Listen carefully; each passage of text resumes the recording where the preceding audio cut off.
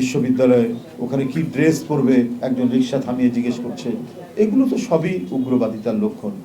আমরা অত্যন্ত উদ্বেগের সঙ্গে লক্ষ্য করছি যে সাম্প্রতিক সময়ে দেশ জুড়ে নারীদের প্রতি সহিংসতা ও হেনস্থার ঘটনা আশঙ্কাজনকভাবে বেড়ে গিয়েছে।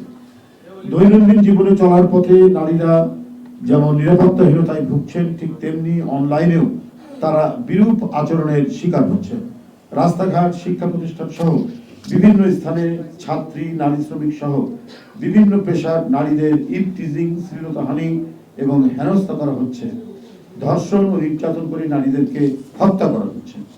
একের পর এক নারীকে হেনস্থা ও আক্রমণ এবং সামগ্রিক বিচারহীনতার যে সংস্কৃতি গড়ে উঠেছে তা রাষ্ট্রীয় স্থিতিশীলতা ও সম্প্রীতির জন্য বড় হুমকি হয়ে দাঁড়িয়েছে।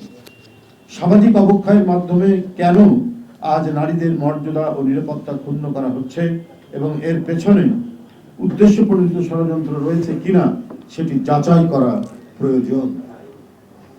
এই অসভ্যতা ও সহিংসতার পেছনে কোনো উগ্রগোষ্ঠীর উস্কানি বা মদত থাকতে পারে, যারা দেশকে অস্থিতিশীল করে ফায়দা লোটার অপচেষ্টা করছে এবং যাদের লক্ষ্য বাংলাদেশকে একটি অতি রক্ষণশীল রাষ্ট্রে বানানো, যেন নারীরা নিজ দেশে অধিকারহীন হয়ে পড়ে।